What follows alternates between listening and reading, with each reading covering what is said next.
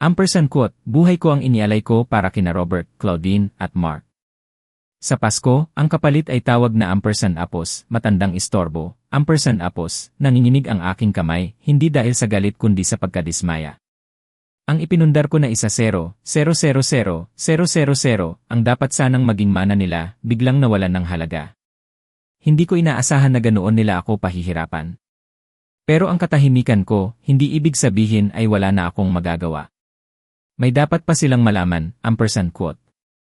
Bago mo marinig ang buong kwento ng isang amang nanahimik, mag-subscribe ka muna, baka dito mo marinig ang sarili mong tinig. Ako si Mang Tonyo. 60 ampersand apos, 4 na taong gulang na ako. Isang retiradong taxi driver dito sa Maynila. Akala ko, kapag naitaguyod mo na ang mga anak mo, kapag napagtapos mo na sila, wala ka nang dapat pagsisihan sa buhay. Pero isang gabi ng Pasko, napagtanto ko, may mga bagay na hindi lahat ng binibigay mo ay babalik sa'yo. Ang gabing iyon, maayos na nakatupi ang table napkin na binordahan ng aking asawang si Nena, 30 taon na ang nakalipas. Nakalagay ito sa tabi ng bakanteng plato ni Robert. 11:00 na ng gabi ng Noche Buena. Kinuha ko ang aking telepono at binasa sa 10 ulit ang mensahe sa aming group chat. Isang mensaheng mula kay Robert. Matandang istorbo, kumain ka mag-isa. 3 emoji na tumatawa. Ang 2 ko pang anak, si Claudine at si Mark, ay nag-react ng mga nakangiting mukha. Habang lumalamig ang inihanda kong lechon manok sa mesa, habang nauubos ang mga kandila, doon ko nalaman kung ano ang gagawin ko sa buong magdamag. At maniwala kayo sa akin, pagsikat ng araw, matutuklasan ng aking 3 anak na minamaliit nila ang matandang istorbo.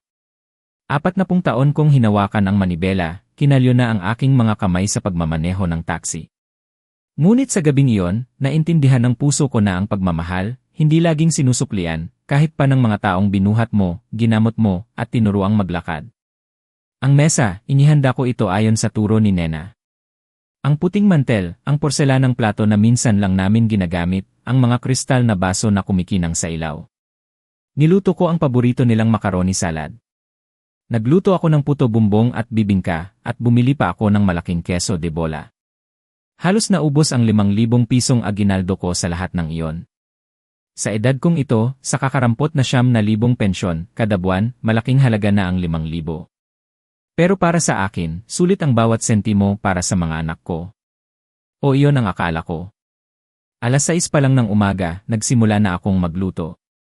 Sumasakit ang aking mga tuhod sa bawat yuko ko, pero hindi ko pinansin. Mas matindi ang pananabik. Pagkatapos ng 2 taon, muli kaming magsasama-sama. 2 taon na laging abala si Robert sa kanyang negosyo. Si Claudine, laging may mahalagang kaso. At si Mark, laging nakaduty sa ospital. 3 linggo bago ang Pasko, nagpadala ako ng mensahe.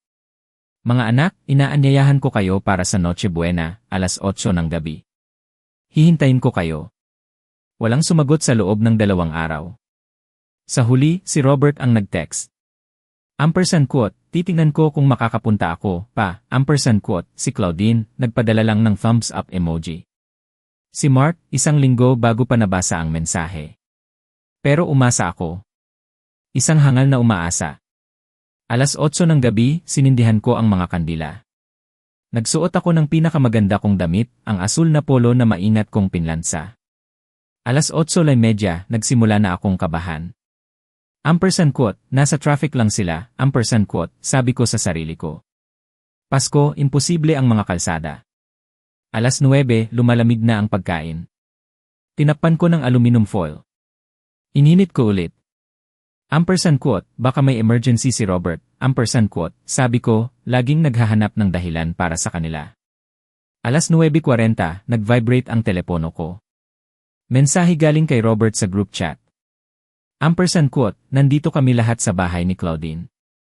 Nagluto siya ng lasag na. Maligayang Pasko, pa. Kumain ka ng mabuti, ampersand quote, may kasamang litrato. Nandoon silang 3, ang aking mga anak, kasama ang kanilang mga asawa, ang kanilang mga anak.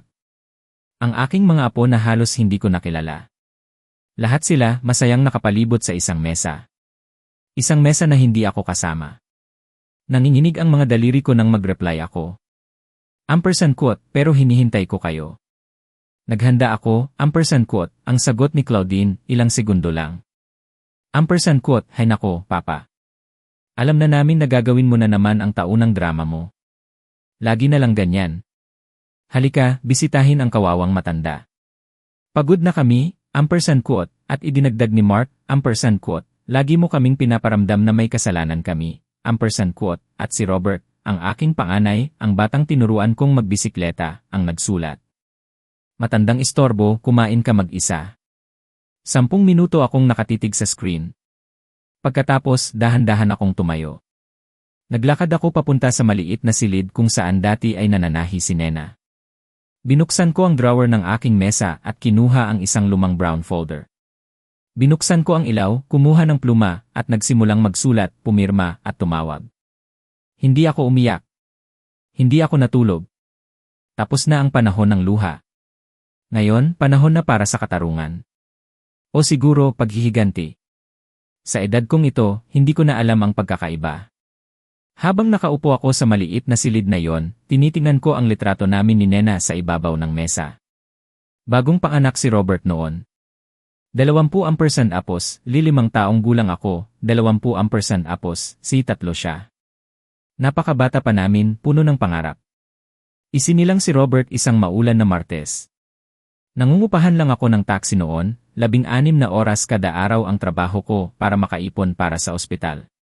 Nahirapan si Nena sa panganganak, kinailangan siyang isesaryan.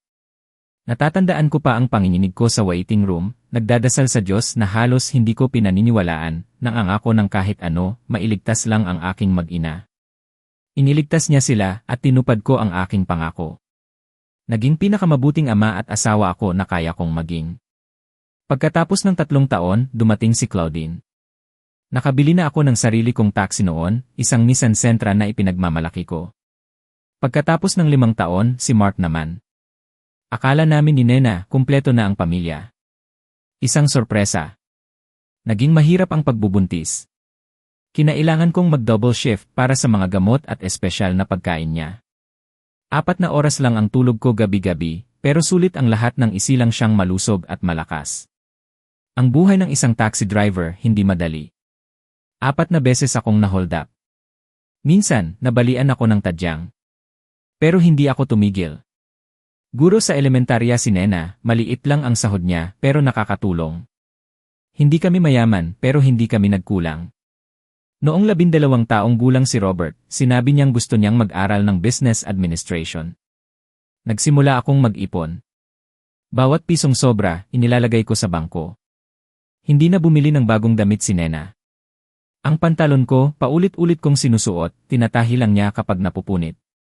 Kanin, isda, manok tuwing linggo. Ganoon lang ang buhay namin. Nang mag-18 si Robert, mayroon na akong pera para sa unang semestre niya sa pribadong unibersidad dahil hindi umabot ang grado niya para sa scholarship. 4 na taon ng matinding pagsisikap. Ibinenta ko ang aking minamahal na taxi at bumili ng mas luma. Ang pinagbentahan, idinagdag ko sa tuition ni Robert. Ang lumang taxi na iyon ang nagpaaral sa kanya, kay Claudine nang mag-abogasya siya, at kay Mark nang sabihin niyang gusto niyang maging doktor, ang pinakamahal na kurso sa lahat. Namatay si Nena noong nasa ika-4 na taon sa medisina si Mark. Pancreatic cancer. Masyado nang huli ng matuklasan. 6 na buwan mula sa diagnosis hanggang sa kanyang huling hininga. Ang pinakamadilim na 6 na buwan ng buhay ko. Mahal ang mga gamutan. Kinailangan kong mangutang. Isinangla ko ang relos na bigay ng tatay ko. Ibinenta ko ang maliit na lupa na pangarap naming tayuan ng bahay ni Nena para sa aming pagtanda.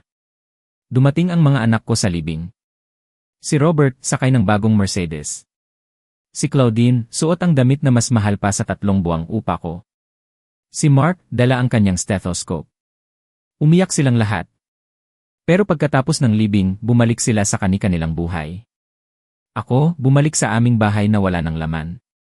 Sa simula, tumatawag pa sila. Linggo-linggo si Robert. Tuwing 2 linggo si Claudine. Si Mark kung kailan lang pwede. Pero unti-unting dumalang ang mga tawag. Ako na ang laging tumatawag. Ako na ang laging naghahanap. Ampersand quote, masyado akong abala, pa, ampersand quote, iyon ang laging sagot. Ampersand quote, tatawag ako ulit, ampersand quote, mga pangakong hindi natutupad.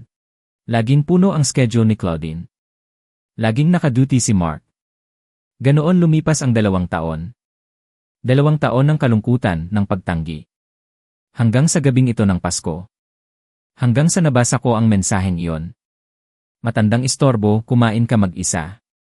Sa sandaling iyon, napagtanto ko, ang pagmamahal ko ay napagkamalan nilang obligasyon lang, at ang obligasyon ay nagiging puot.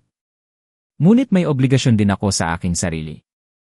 Ang obligasyon na bawiin ang aking dignidad. Habang nakaupo ako sa aking maliit na silid, kinuha ko ang lumang brown folder mula sa aparador ni Nena. Dito ko itinago ang mga dokumento na inayos namin 6 na buwan na ang nakalipas, noong nagpasya akong ayusin ang lahat ng aking mga ari-arian.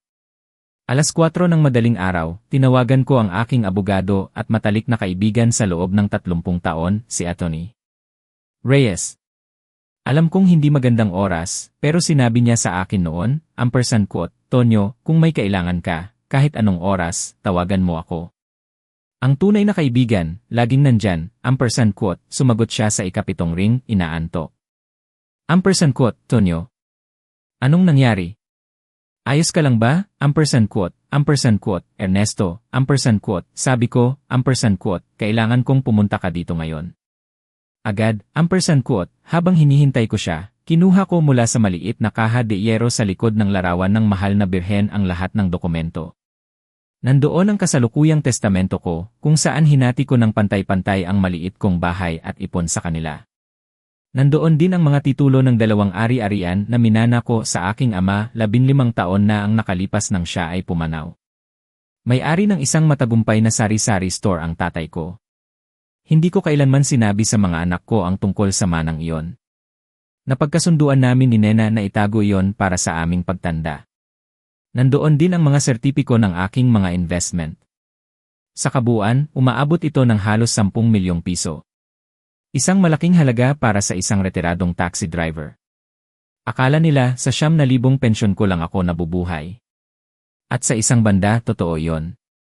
Hindi ko kailanman ginalaw ang perang iyon. Iyon ang aking proteksyon, ang aking safety net. Ang perang balak kong iwan sa kanila kapag ako ampersand apos, na'y pumanaw na. Pero sa gabing iyon, habang tinitingnan ko ang bakanting mesa at binabasa ang malulupit nilang mensahe, may nabasag sa loob ko. O marahil may naayos. Dumating si Atty. Reyes, 4:30 ng madaling araw. Nakita niya agad ang mesa, ang mga pagkaing hindi nagalaw, ang mga kandilang ubos na. Ampersand quote, Diyos ko, Tonyo. Anong nangyari dito? Ampersand quote, ikinuwento ko sa kanya ang lahat, ipinakita ko ang mga mensahe sa aking telepono. Nakita ko ang pagbabago sa kanyang mukha, mula sa pag-aalala tungo sa galit. Ampersand quote, walang hiya, ampersand quote, bulong niya. Ampersand quote, hindi ko kailangan ng salita, Ernesto. Kailangan ko ng aksyon. Ipatupad natin ang plano na pinag-usapan natin 6 na buwan na ang nakalipas. Ngayong gabi.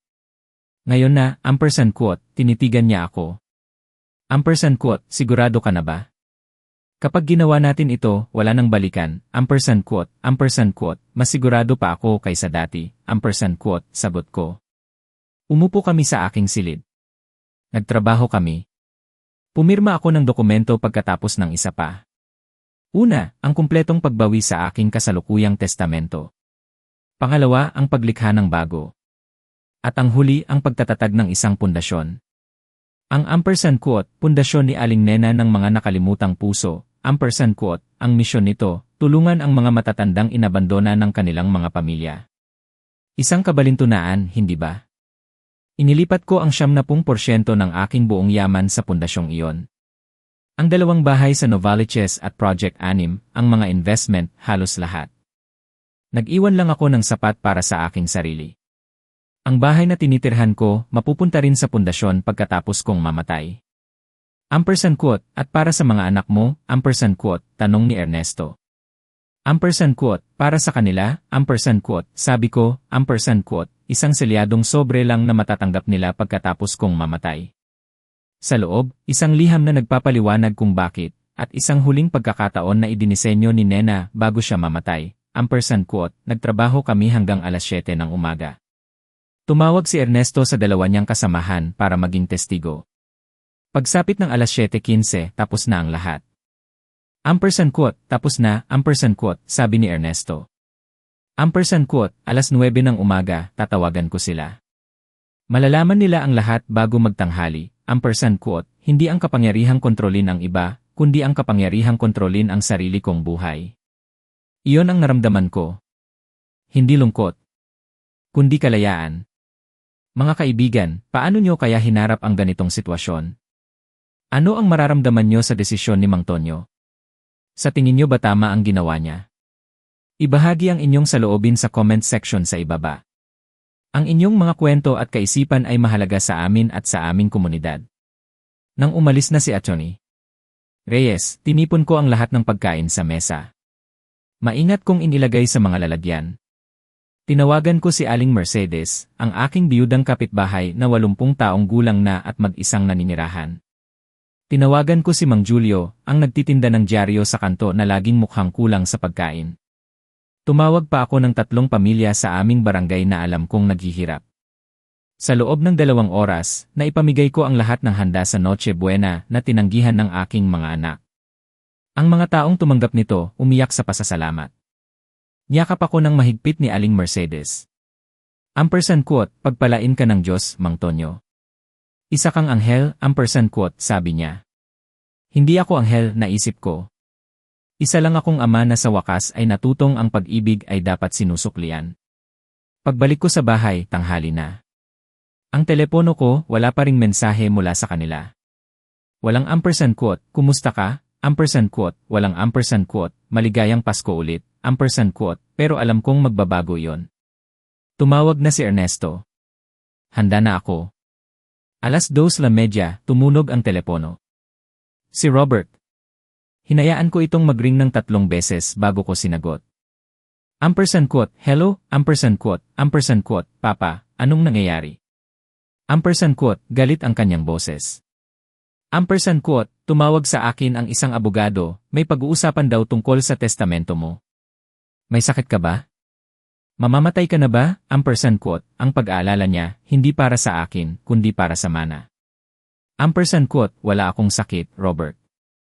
Baka mabuhay pa ako ng 20 taon, quote, sagot ko. Quote, kung ganoon, bakit? Anong ginawa mo? Quote, ginawa ko lang ang dapat kong gawin, quote, sabi ko at ibinaba ang telepono. Sa unang pagkakataon sa buhay ko, ako ang nagbaba ng telepono sa kanya. Pagkalipas ng 3 minuto, si Claudine naman. Quote, Papa. Tumawag si Robert na hysterical. Natanggap ko rin ang tawag pero nasas pa ako kaya hindi ko sinagot. Anong nangyayari sa testamento mo? Quote, nasas pa.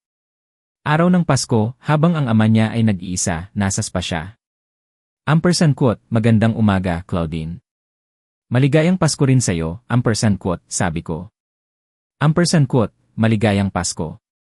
Ngayon, sabihin mo sa akin, anong nangyari? Quote, nag-ayos lang ako ng ilang bagay, quote, sagot ko. Quote, anong klaseng pag-aayos, Papa? Tinatakot mo ako, quote, ako ang nakakatakot, Claudine. Kagabi, pinaramdam niyo sa akin na ako apos, na'y basura, quote, natahimik siya. Quote, hay nako, Papa. Biro lang iyon. Huwag mong masyadong dibdibin, quote, biro lang. Matandang istorbo, kumain ka mag-isa.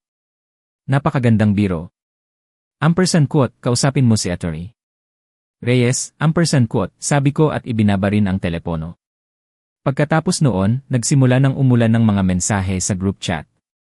Si Robert, quote, Papa, huwag kang maging bata, sagutin mo ang tawag, quote, si Claudine, quote, ito ay katawa-tawa. Para kang bata, quote, si Mark, quote, may makakapagpaliwanag ba kung anong nangyayari, quote, binasa ko ang bawat isa ng may kapanatagan. Hindi ako sumagot. Tumawag si Atty. Reyes. Quote, Tonyo, nakausap ko na silang 3. Galit na galit sila. Si Robert, gusto nang makita ang mga dokumento. Si Claudine, nagbanta na idedemanda ka dahil sa diminished mental capacity, quote, napatawa ako. 6 na buwan na ang nakalipas, pinayuhan ako ni Ernesto na kumuha ng psychological evaluation. Para sigurado, sabi niya. Ampersand quote, hindi, gusto ko ng sagot ngayon. Tinanggalan mo ba kami ng mana dahil hindi kami pumunta sa hapunan mo? Ganyan ka kababaw, ampersand quote, babaw. Inulit ko ang salita. Ampersand quote, sabihin mo sa akin, Robert. Mababaw ba ang maghanda ng hapunan para sa mga anak mo? Ang gastusin ang buong aginaldo mo. Ang maghintay ng 4 na oras, ampersand quote, wala kaming ipinangako, ampersand quote, sabi ni Claudine. Kinuha ko ang aking telepono at binasa ang aming usapan. Ampersand quote, ang sabi mo, ampersand apos, titingnan ko kung makakapunta ako, ampersand apos. Hindi yan pangako, ampersand quote, sabi ni Claudine na parang isang abogado. Ampersand quote, tama ka. Pero alam mo kung ano ang isang malinaw na pahayag. Matandang istorbo, kumain ka mag-isa. Iyon ay isang malinaw na intensyon na hiyain ako, ampersand quote, na tahimik ang buong silid. Ampersand quote, Ernesto, magpatuloy ka, ampersand quote, sabi ko. Inanunsyo ni Ernesto ang pagbawi sa Lumang Testamento at ang pagtatatag ng ampersand quote, pundasyon ni Aling Nena ng mga nakalimutang puso, ampersand quote, pagkatapos, inanunsyo niya ang paglipat ng 70% ng aking yaman. Ang 2 bahay sa Novaliches at Project 6, ang mga investment na nagkakahalaga ng 7 milyon at 600,000 piso, at mga government bonds na nagkakahalaga ng 1 milyon at 900,000 piso. Nakita ko ang pagbabago sa kanilang mga mukha. Namutla si Robert. Napanganga si Claudine. Tinanggal ni Mark ang kanyang salamin at kinusot ang kanyang mga mata. Ampersand quote, teka, ampersand quote, sabi ni Robert na tumatayo. Ampersand quote, sabi mo, 10 milyong piso. May 10 milyong piso si Papa, ampersand quote, mayroon, ampersand quote, pagtatama ko. Ampersand quote, ngayon, pag-aari na ng pundasyon, ampersand quote, pero hindi namin alam, ampersand quote, sigaw ni Claudine. Ampersand quote, hindi niyo karapatan ang perang iyon, ampersand quote, sigaw ko pabalik. Ampersand quote, karapatan batay sa ano? Sa mga taon na binaliwalan niyo ako. Sa mga tawag na hindi sinagot. Sa mga kaarawan na kinalimutan, ampersand quote, tumingin ako sa kanila isa-isa. Ampersand quote, Robert, kailan mo huling hinayaan na makita ko ang mga apo ko nang hindi ako nagmamakaawa? Claudine, ilang beses kitang pinahiram ng pera na hindi mo binalik? Mark, ikaw na isang doktor, kailan mo ako huling kinumusta kung umiinom ba ako ng gamot ko? Ampersand quote, walang sumagot. At pagkatapos, sinabi ni Ernesto. Ampersand quote, mayroon pa, ampersand quote, inilabas niya ang 3 folder. 6 na buwan na ang nakalipas, nag-hire ako ng isang pribadong investigador. Ampersand quote, sinubaybayan mo kami, ampersand quote, galit na sabi ni Robert. Ampersand quote, para malaman ang katotohanan, ampersand quote, sagot ko. At sinimulan ni Ernesto ang paglalahad. Ang bangkaroteng kumpanya ni Robert, ang kanyang mga utang na 6 na milyong piso, ang pag-iwas sa buwis. Ang pagkagumo ni Claudine sa sugal, ang kanyang utang na 2 milyong piso sa mga mapanganib na tao. At si Mark. Ang kanyang malaking pagkakamali sa operasyon 8 buwan na ang nakalipas. Ang pasyenteng napinsala habang buhay. Ang pagpeki niya sa mga medical records. Natigilan silang lahat. Tumingin sila sa akin na parang hindi ako kilala. Ampersand quote, wala, ampersand quote, sabi ko. Ampersand quote, walang sinuman sa inyo ang nagmalasakit sa akin, kundi sa kung ano ang maaari ninyong makuha sa akin, ampersand quote. Pagkatapos ng paghaharap sa opisina ni Atty. Reyes, umuwi ako. Hindi nagtagal, dumating silang muli, ang aking mga anak, kasama ang kanilang mga asawa, at ang aking mga apo. Ang mga bata, nandoon sila. Akala ko, titigil na sila sa paggamit ng mga apo ko para manipulahin ako. Pero nagkamali ako. Si Justin, ang panganay na apo ko kay Robert, lumapit sa akin. Lolo, bakit ka galit kay Papa? Tanong niya. Ang mga mata niya, puno ng pagkalito. Niyuko ko ang ulo ko para magka-level kami. Hindi ako galit, Ineng. Nalulungkot lang ako. At minsan, ang mga matatanda nagkakamali. May mga bunga ang bawat desisyon. Ipinaliwanag ko sa kanya ng marahan na ang mga anak ko, sila Robert, Claudine, at Mark, ay kailangan lang matuto. Pero patuloy nilang ginagamit ang mga apo ko para lumambot ako. Nandoon si Valerie, ang apo ko kay Claudine, at pati sina Matthew at Sophia, ang kambal na apo ko kay Mark. Ang bawat tanong nila, bawat yakap, ay parang panaksak sa puso ko. Pero kinailangan kong maging matatag. Naalala ko ang mensahe ni Mark sa group chat, ang sabi niya, "Mahal kita, Papa." Ang mga salitang iyon, muntik nang makapaglambot sa akin. Pero bigla kong naalala ang ulat ng investigador. Ang gabing namamaalam na si Aling Nena sa ospital. Ang tawag ko kay Mark para pakiusapan siyang pumunta. Ang sagot niya, "Duty ako, Papa, pero ang totoo, wala siyang duty." Nandoon siya sa isang golf tournament. Mas pinili niya ang golf kaysa sa kanyang ina, kaysa sa aming pamilya. Iyon ang isang katotohanan na hindi ko kailanman nakalimutan. Pagkatapos nilang umalis, bumalik ako sa aming silid. Nandoon pa rin ang maliit na kahon na bigay sa akin ni Aling Nena 2 linggo bago siya pumanaw. "Tonyo," sabi niya noon, mahina ang boses niya, "may laman ang kahon na ito para sa'yo. Pero huwag mo itong bubuksan hanggat hindi mo talaga kailangan. Malalaman mo kung kailan ang tamang panahon." Hindi ko ito kailanman binuksan. Sa loob ng 5 taon, nanatili itong buo sa aking aparador. Pero ngayon, habang hawak ko ito sa nanginginig kong mga kamay, alam kong dumating na ang panahon. Ang susi ay nasa selyadong sobre na nakadikit sa kahon. Binuksan ko ang kandado. Sa loob, 3 sobre. Isa, para sa akin. Ang isa, buksan lamang kung at ang pangatlo, ang mga bata. Binuksan ko muna ang sobreng nakapangalan sa akin. Ang sulat kamay ni Nena ay nagpakaba sa akin. "Mahal ko, kung binabasa mo ito, nangyari na ang kinatatakutan ko. Iniwan ka ng ating mga anak, pinabayaan ka, itinuring ka na parang walang kwenta ang pagmamahal mo, ang sakripisyo mo, ang buong buhay mo na inialay mo sa kanila. At alam ko, mahal kong Tonyo, alam ko kung ano ang nararamdaman mo ngayon.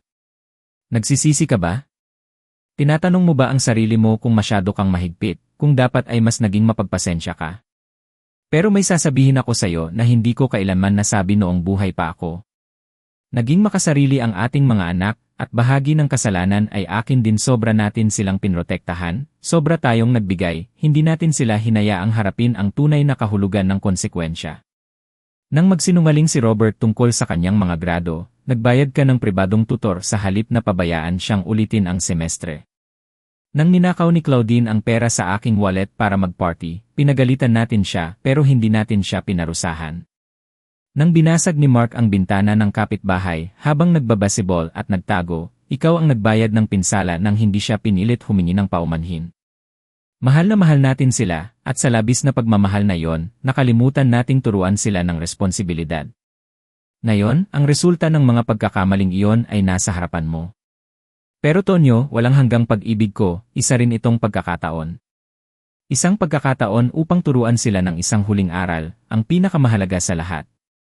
Ang aral na ang bawat kilos ay may bunga, na ang pagmamahal ay hindi walang kondisyon kapag ito ay inabuso. Maging matatag, mahal ko. Alam kong gusto mong sumuko. Alam kong gusto mong ibigay ang pera at ayusin ang kanilang mga problema. Pero huwag. Hindi sa pagkakataong ito. Hayaan silang harapin ang kanilang mga demonyo. Hayaan silang lumaban sa kanilang sariling laban. Dahil iyon lang ang paraan upang maging sila ang mga taong alam kong kaya nilang maging. At ngayon ang mahalagang bahagi. Ang ikalawang sobre ay para sa iyo. Buksan lamang kung magpasya kang bigyan sila ng isang huling pagkakataon. At ang ikatlong sobre ay para sa kanila, ngunit pagkatapos lamang nilang patunayan, sa pamamagitan ng gawa, hindi ng salita, na sila ay nagbago. Mahal kita, Tonyo. Laging kitang mamahalin. Ipinagmamalaki ko ang lalaking ikaw, ang amang ikaw, at ang mandirigmang alam kong ikaw ngayon. Ang iyong Nena. Walang hanggan. Umiyak ako. Umiyak ako na hindi ko iniyakan mula pa noong libing niya. Umiyak ako para sa kanya, para sa akin, para sa aming mga anak. Para sa lahat ng sana ay naging. Nang sa wakas ay makalma ako, binuksan ko ang ikalawang sobre. Sa loob, isa pang papel na sulat kamay ni Nena. Kung binabasa mo ito, ibig sabihin ay isinasaalang-alang mong bigyan sila ng pagkakataon. Mabuti. Ngunit kailangan itong maging ayon sa aking mga kondisyon, hindi sa kanila. Narito ang ginawa ko. 10 taon na ang nakalipas, nang manahin mo ang pera mula sa iyong ama, nagtabi ako ng isang bahagi, 2 milyong piso. Ipinuhunan ko iyon sa aking pangalan sa isang account na ako lang ang nakakaalam. Ang mga abogado ay may mga dokumento. Alam ito ni Atty. Ray. Dapat siyang pumasok sa isang programa sa rehabilitasyon para sa adiksyon sa sugal, tapusin ito, makahanap ng trabaho, at bayaran ang kanyang mga utang gamit ang sarili niyang sahod. Dapat siyang bumisita sa iyo tuwing linggo, dalhin ang kanyang mga pamangkin upang makilala ka. Kung matatapos niya ito sa loob ng 1 taon, matatanggap niya ang kanyang bahagi. Si Mark ay dapat umamin sa kanyang medikal na pagkakamali sa ospital, harapin ang mga kahihinatnan. Dapat siyang magtrabaho ng 1 buong araw sa 1 linggo sa isang libreng klinika para sa mga matatanda. Dapat siyang tumawag sa iyo gabi-gabi para lang kumustahin ka. Kung gagawin niya ito sa loob ng 1 taon, matatanggap niya ang kanyang bahagi. Kung lahat ng 3 ay makakumpleto ng kanilang mga gawain, matatanggap nila ang 2,700,000 piso na nahahati ng pantay-pantay. Kung may mabigo, ang kanyang bahagi ay hahatiin sa mga nakatapos. Kung walang makatapos ng mga gawain, mapupunta ang pera sa pundasyon. Tonyo, alam kong mahirap pakinggan ito, ngunit ito lang ang tanging paraan. O matututo sila ngayon o hindi kailanman. At isang bagay pa, hindi mo sila maaaring sabihin tungkol sa perang ito. Dapat silang magbago dahil gusto nilang maging mas mabuting tao, hindi dahil umaasa sila ng gantimpala. Sa pagtatapos lamang ng taon, kung sila ay nakatupad, ihahayag ni Atty. Reyes ang pagkakaroon ng perang ito. Magtiwala ka sa plano, mahal ko. Magtiwala ka sa akin, Nena. Tinitigan ko ang liham sa loob ng 1 oras. Si Nena, inisip niya ang lahat. Kahit sa kanyang higaan, kahit alam niyang aalis na siya, sinubukan niya akong protektahan ang aming mga anak mula sa kanilang sarili. Napakatalino niya, napakaperpekto ng plano niya, at iyon mismo ang kailangan namin. Kinuha ko ang aking telepono at tinawagan si Atty.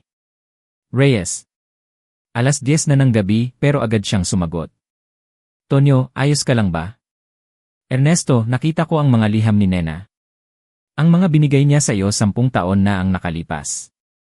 Natahimik siya. Sa wakas ay natagpuan mo.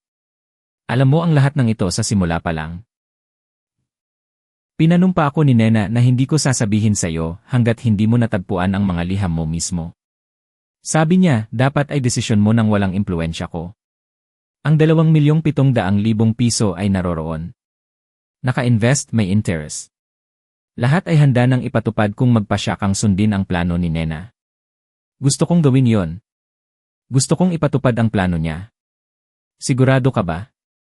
Mahaba ang 1 taon at malaki ang posibilidad na mabigo sila. Alam ko, pero tama si Nena. Ito ang huli nilang pagkakataon na maging sila ang mga taong dapat nilang maging. Kung sasayangin nila, kahit papaano, alam kong sinubukan ko ang lahat. Mabuti, sabi ni Ernesto. Kailan mo gustong ipaalam sa kanila? Bukas. Pero Ernesto, mayroon akong karagdagang kondisyon na gusto kong idagdag. Hindi nila maaaring malaman ang tungkol sa pera hanggang sa katapusan. Dapat silang magbago, naniniwala na walang gantimpala. Sa ganoong paraan lang malalaman ko kung totoo sila. Iyon mismo ang tinukoy ni Nena sa kanyang mga instruksyon. Napangiti ako habang lumuluha. Mas matalino talaga siya kaysa sa akin. Sa gabing iyon, natulog ako na nakasampa ang mga liham ni Nena sa aking dibdib. Sa unang pagkakataon sa loob ng maraming taon, napanaginipan ko siya. Sa panaginip, bata pa kami ulit, sumasayaw sa aming kasal. Nakangiti siya sa akin, ang mga mata niya ay kumikinang sa pagmamahal. Tama ang ginagawa mo, bulong niya. Ipinagmamalaki kita. Nagising ako sa sikat ng araw. 23 hindi pa nababasang mensahe sa aking telepono. Hindi ko pinansin lahat. Sa halip, naligo ako, nagbihis, at nagmaneho patungo sa sementeryo. Umupo ako sa harap ng puntod ni Nena. Naglagay ako ng sariwang bulaklak sa florera. Nahanap ko ang mga liham mo, sabi ko sa hangin. Ikaw ay kahanga-hanga. Alam mo iyon. Kahit saan ka man naroon, patuloy mo pa rin kaming inaalagaan. Mahinang humihip ang hangin, inilipat ang mga dahon ng mga puno. Gagawin ko ang eksaktong plano mo. At kung magtagumpay, kung sa wakas ay matuto ang ating mga anak, ito ay dahil sa iyo. Kung hindi, kahit papaano, sinubukan namin. Nandoon ako ng ilang oras, nakikipag-usap sa kanya, ikinukwento ang lahat ng nangyari. At kahit walang salitang sagot, naramdaman ko ang kanyang presensya, naramdaman ko ang kanyang pagpayad.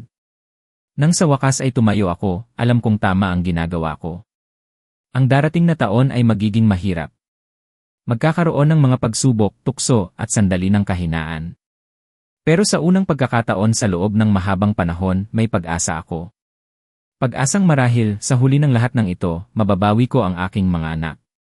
Hindi ang kanilang mga lumang bersyon, kundi mga bago, pinabuting bersyon, tunay. At kung hindi, kahit papaano, sinubukan ko ang lahat. Ang sikat ng araw ng Hunyo ay sumisilip sa mga bintana ng bago kong bahay. Mas maliit, pero mas komportable kaysa dati. Ibinenta ko ang malaking bahay 4 na buwan na ang nakalipas.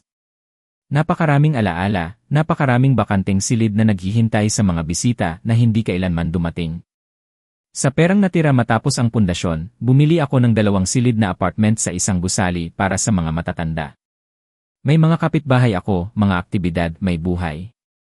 Nagtimpla ako ng kape at umupo sa aking maliit na balkonahe na nakaharap sa parke. Martes, alas 10 ng umaga, day off ko sa pagiging volunteer sa pundasyon. Nagbo-volunteer ako sa mismong pundasyon na aking itinatag. 3 araw sa isang linggo, tumutulong ako sa pag-organisa ng mga aktibidad para sa mga matatandang nakatira doon. Naglalaro kami ng domino, nag-organisa ng mga movie night, nagdiriwang ng mga kaarawan. Nakakataba ng puso na makita ang mga ngiti sa mga mukha na matagal nang malungkot. Nagring ang telepono ko. Si Attorney Reyes. _quote, magandang umaga, Tonyo. May oras ka ba para mag-usap? _quote, lagi akong may oras para sa'yo, kaibigan, _quote, tungkol sa mga anak mo. 6 na buwan na simula nang sinimulan natin ang plano ni Nena. Naisip kong gusto mong malaman ang progreso, _quote, bilis ng tibok ng puso ko. Sa loob ng 6 na buwan na ito, halos wala akong komunikasyon sa kanila. Hindi nila alam ang tungkol sa mga liham ni Nena. Hindi nila alam ang tungkol sa perang naghihintay sa katapusan ng taon. Ang alam lang nila, binigyan sila ni Atty.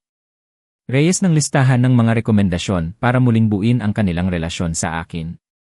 Sabihin mo, magsimula tayo kay Robert. Isinara niya ang kanyang kumpanya, 4 na buwan na ang nakalipas. Mahirap para sa kanya. Kinailangan niyang magdeklara ng bangkarota, harapin ang mga demanda, tanggalin ang kanyang mga empleyado. Pero ginawa niya. Ibinenta niya ang Mercedes, ibinenta ang malaki niyang bahay, lumipat sa isang apartment. Nakakuha siya ng trabaho bilang sales manager sa isang kumpanya ng teknolohiya. Maliit lang ang sahod kumpara sa dati, pero marangal. At ang mga bisita, linggo-linggo siyang dumadalaw sa iyo. Minsan kasama sina Justin at Valerie, minsan mag-isa. Sa simula, halatang pilit, pero sa mga nakaraang linggo, may pagbabago akong napansin. Mukhang totoo. Totoo nga. Ang mga unang bisita ni Robert ay puno ng tensyon. Pero unti-unti kaming nag-usap, nagkwentuhan. Ikinuwento niya sa akin ang kanyang mga takot, ang kanyang mga pagkakamali, kung paano siya naligaw sa paghahanap ng tagumpay. Ikinuwento ko sa kanya ang tungkol sa aking buhay, ang mga pagsubok ko. Noong nakaraang linggo, tinanong ako ni Justin, Lolo, pwede bang matulog ako dito ngayong weekend? Pumayag si Robert nang walang pag-aalinlangan. At si Claudine. Suminghap si Ernesto. Si Claudine ang pinakamahirap. 2 buwan siyang tumanggi na may problema siya, pero sa huli, matapos siyang pagbantaan ng mga nagpahiram sa kanya, pumayag siyang pumasok sa rehabilitasyon. 3 buwan na siya sa programa. Nagtatrabaho siya bilang legal assistant habang tinatapos ang kanyang paggamot. Maliit lang ang sahod, pero unti-unti siyang nagbabayad ng utang. Dumadalaw siya tuwing linggo. Hindi lahat, pero kapag dumadalaw, kasama niya si Valerie. At noong nakaraang buwan, nag-organisa siya ng hapon kung saan lahat ng apo ay dumalaw sa iyo. Naaalala mo? Paano ko malilimutan? Makita ang aking 5 apo na tumatakbo sa aking maliit na apartment, tumatawa, naglalaro, nagtatanong. Umupo si Claudine sa tabi ko sa balkonahe habang naglalaro ang mga bata. Papa, sabi niya, alam kong hindi ako karapat-dapat sa iyong kapatawaran. Pero gusto kong malaman mo na nagsisikap ako. Talagang nagsisikap. Alam ko, anak. Nakikita ko. At si Mark, tanong ko kay Ernesto. Si Mark ang pinakamatapang sa 3. Umamin siya sa kanyang pagkakamali sa ospital 5 buwan na ang nakalipas. Gaya ng kinatatakutan niya, sinuspinde siya. Malamang mawalan siya ng lisensya.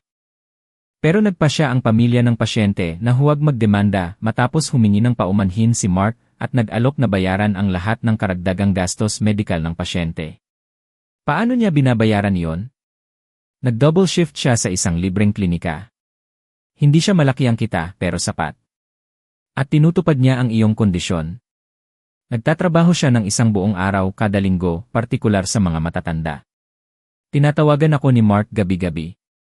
Sa simula, maikli lang ang usapan, pilit. Pero sa paglipas ng panahon, humaba ang mga tawag. Nagsimula siyang ikwento sa akin ang tungkol sa kanyang mga pasyente. Tinutulungan ko sila, Papa, at tinutulungan din ako nito. Naiintindihan ko na ngayon kung bakit ang medisina ay serbisyo, hindi negosyo. Noong nakaraang linggo, sinabi niya sa akin, Papa, alam kong hindi ko na maayos ang nagawa ko kay Mama. Pero gusto kong malaman mo na hindi lumilipas ang isang araw na hindi ko iniisip iyon. Alam ko, anak. Pinatawad ka na ng iyong ina bago siya mamatay. Sinabi niya sa akin. Ngayon, kailangan mong patawarin ang iyong sarili. Nagpatuloy si Ernesto. Tonyo, sa aking karanasan bilang abogado, nakakita ako ng maraming pamilyang nasira. Pero ang ginagawa ng iyong mga anak ay kahanga-hanga. Nagbabago sila ng totoo. Hindi lang sa ibabaw kundi sa kalooban. Sa tingin mo ba ginagawa nila ito sa tamang dahilan?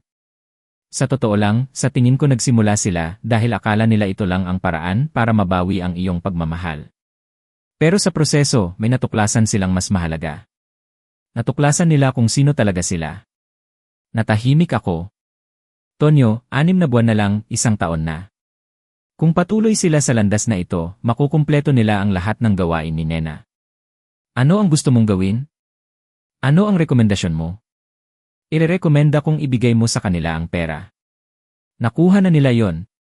Pero mas importante, irerekomenda kong sabihin mo sa kanila ang totoo. Ang tungkol sa mga liham ni Nena, sa plano, sa lahat. Hindi ba nila mararamdaman na minanipula sila? Siguro sa simula. Pero kapag naintindihan nila na lahat ay idinisenyo ng kanilang ina mula sa pagmamahal para iligtas sila, sa tingin ko, magpapasalamat sila. Matapos kong ibaba ang tawag kay Ernesto, nanatili ako sa balkonahe ng ilang oras, iniisip si Nena, ang aming mga anak. Ang lahat ng nangyari sa nakaraang taon. Nag-vibrate ang telepono ko. Isang mensahe mula sa group chat. Pero iba ito sa dati. Ito ay ginawa ni Claudine 3 buwan na ang nakalipas at pinangalanan itong #, ang pamilya Mendez, bagong simula, #, isang litrato. Si Robert, Claudine, at Mark na magkasama sa isang restaurant. Hindi isang magarang lugar, kundi isang simpleng kainan. Lahat sila nakangiti. Ang mensahe ni Robert, Papa, nag-lunch kami ng magkasama. Isang bagay na matagal na naming hindi nagagawa. Nag-usap kami tungkol sa iyo, kay Mama, sa lahat. At gusto naming malaman mo na mahal ka namin ng totoo, hindi dahil sa pera, hindi dahil sa mana, kundi dahil ikaw ang aming ama at sa wakas ay naintindihan namin kung gaano kami kaswerte na mayroon kami sa iyo. Idinagdag ni Claudine. At gusto naming sabihin sa iyo na anumang mangyari, patuloy kaming magiging mas mabuti para sa amin, para sa aming mga anak, pero lalo na para sa iyo. Sinulat ni Mark, mahal ka namin, Papa, at sa pagkakataong ito, totoo na. Umagos ang luha sa aking pisngi, pero ibang luha ito kaysa sa 6 na buwan na ang nakalipas. Ito ay luha ng pag-asa, ng kagalakan, ng paghilom. Sumagot ako, mahal ko rin kayo, mga anak, higit pa sa kayang ipahayag ng mga salita. Ipagmamalaki kayo ng inyong ina. Ipinagmamalaki ko kayo. Kung kayo ay naririto pa rin hanggang ngayon, mga minamahal kong tagapakinig, mangyaring tulungan nyo akong mag-comment ng #apos, isa #apos, sa ibaba. Gusto kong malaman na mayroon pa ring mga kasama ako sa paglalakbay na ito. Ang inyong presensya ang pinakamalaking inspirasyon upang maikwento ko ang huling bahagi, ang pagtatapos ng kwentong ito na magpapakita kung paano natin matututunan ang pinakamahalagang aral sa buhay. Kinagabihan, naglakad ako papunta sa sementeryo. Umupo ako sa harap ng puntod ni Nena, dala ang isang bote ng paborito niyang alak at 2 baso. Nagawa mo, sabi ko, habang nagsasali ng alak sa parehong baso. Gumagana ang plano mo. Nagbabago ang ating mga anak. Nagiging sila ang mga taong alam mong kaya nilang maging. Sumimsim ako sa aking baso at inilagay ang isa pa sa tabi ng kanyang lapida. 6 na buwan na lang, 6 na buwan at malalaman natin kung permanente ang pagbabago. Pero nena, mahal ko, nakikita ko na ang pagkakaiba.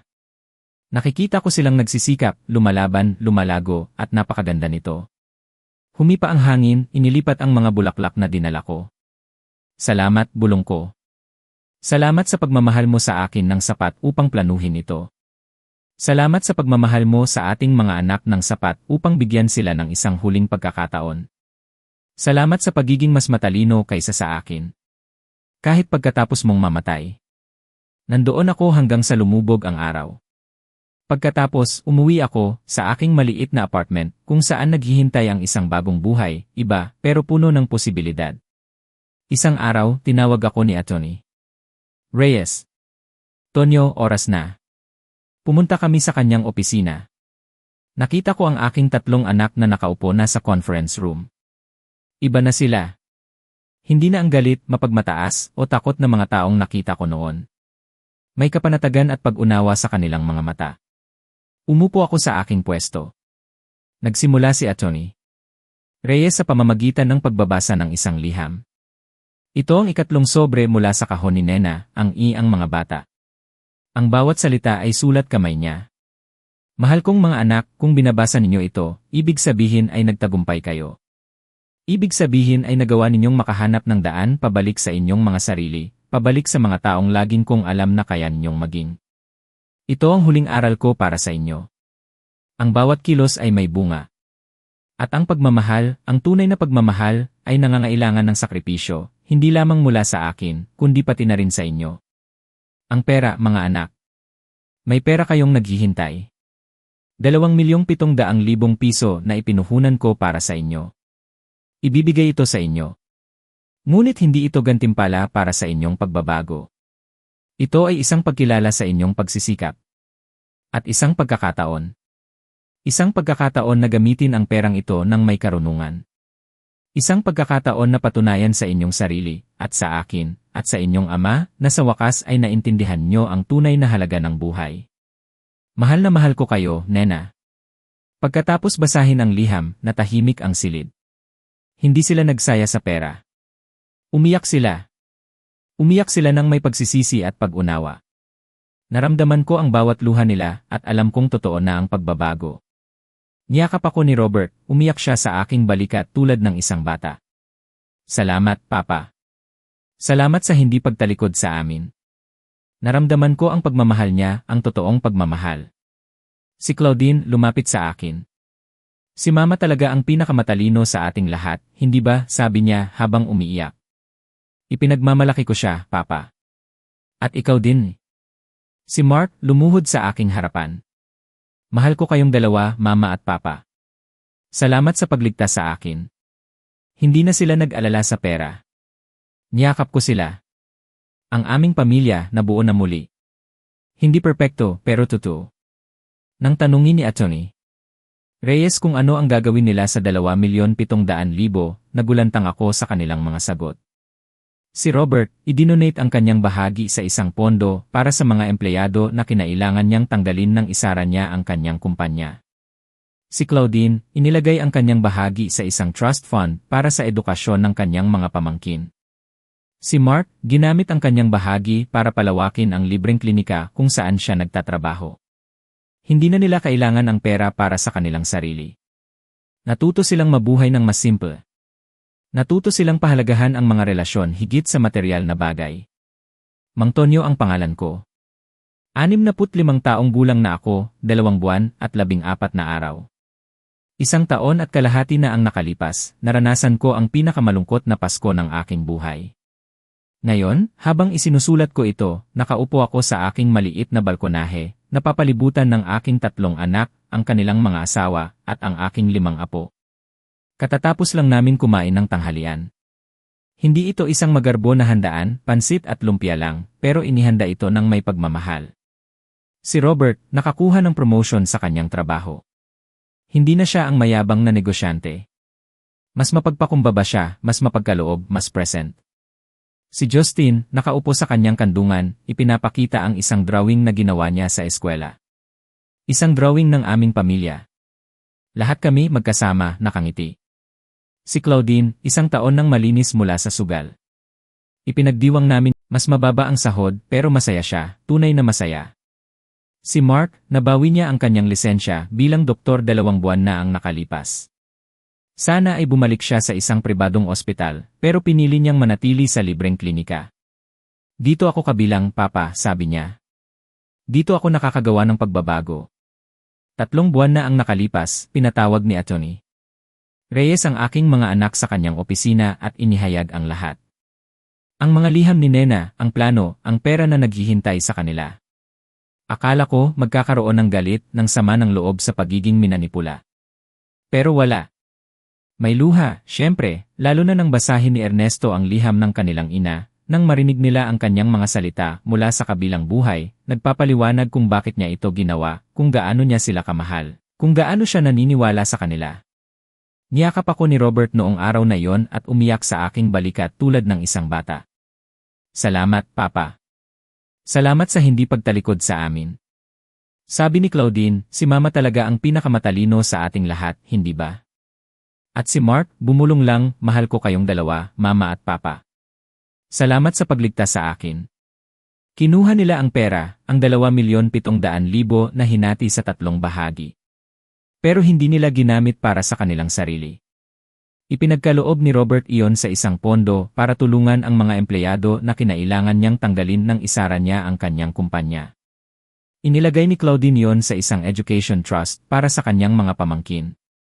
Ginamit ni Mark iyon para palawakin ang libreng klinika kung saan siya nagtatrabaho. Hindi na nila kailangan iyon. Natuto silang mabuhay ng mas simple, humanap ng kaligayahan sa maliliit na bagay, pahalagahan ang mga relasyon higit sa mga material na bagay. Ang pundasyon na aking itinatag ay tumutulong na ngayon sa 40% apos, ni 2 matatanda. Mayroon na itong sariling gusali, sariling staff, sariling programa. Ang aking mga anak nagboluntaryo rin doon. Si Robert, nag-organisa ng mga workshop sa personal finance. Si Claudine, nagbibigay ng libreng legal advice. Si Mark, nagbibigay ng buwanang medical check-up. Ginagamit nila ang kanilang mga talento upang tulungan ang iba na, tulad ng halos nangyari sa akin, ay nag-iisa at nakalimutan. Ngayong umaga, tinanong ako ni Valerie, Lolo, bakit ka umiiyak? Hindi ko napansin na umagos na ang luha sa aking pisngi. Dahil masaya ako, prinsesa, napakasaya. Masaya rin ako, sabi niya habang niyayakap ako. Gusto ko kapag kumpleto ang pamilya. At iyon ang simple at magandang katotohanan. Muli kaming naging isang pamilya. Hindi perpekto dahil walang pamilya na perpekto pero totoo, tapat, present. Tama si Nena sa lahat ng bagay. Tama siya na kailangan ng aming mga anak na matuto ng responsibilidad. Tama siya na sa pagharap lamang sa tunay na kahihinatnan sila lalago. Tama siya na ang tunay na pagmamahal, kung minsan, ay nangangailangan ng pagiging matigas. At tama siya sa pagtitiwala sa kanila, kahit nawalan na ako ng pag-asa.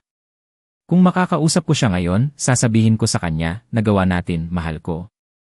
Nailigtas natin ang ating pamilya. Ang ating mga anak ay naging mga taong laging alam mong kaya nilang maging. At natagpuan kong muli ang aking dignidad. Sasabihin ko rin sa kanya, namimiss kita bawat araw, bawat sandali, pero nararamdaman ko ang iyong presensya sa bawat tawa ng ating mga apo, sa bawat yakap ng ating mga anak, sa bawat pagkain ng pamilya na pinagsasaluhan natin. Kagabi, ang 5 apo ko ay natulog dito sa aking maliit na apartment. Kinailangan kong manghiram ng inflatable mattress sa mga kapitbahay. Magulo, maingay, kahanga-hanga. 3:00 ng madaling araw, ginising ako ni Justin. Lolo, hindi ako makatulog. Dinala ko siya sa balkonahe. Umupo kami, tinitingnan ang mga bituin. Lolo, ang mga taong namamatay, nagiging bituin ba sila? Tanong niya. Hindi ko alam, Justin, sabi ko, pero gusto kong isipin na. Kung ganoon, nandoon si Lola Nena sa itaas, di ba? Nakatingin sa atin. Sa tingin ko. Sa tingin mo ba ipinagmamalaki niya tayo? Tumingin ako sa aking apo. Sa kanyang pajama ng superhero at mga matang puno ng kuryosidad at inosensya. Justin.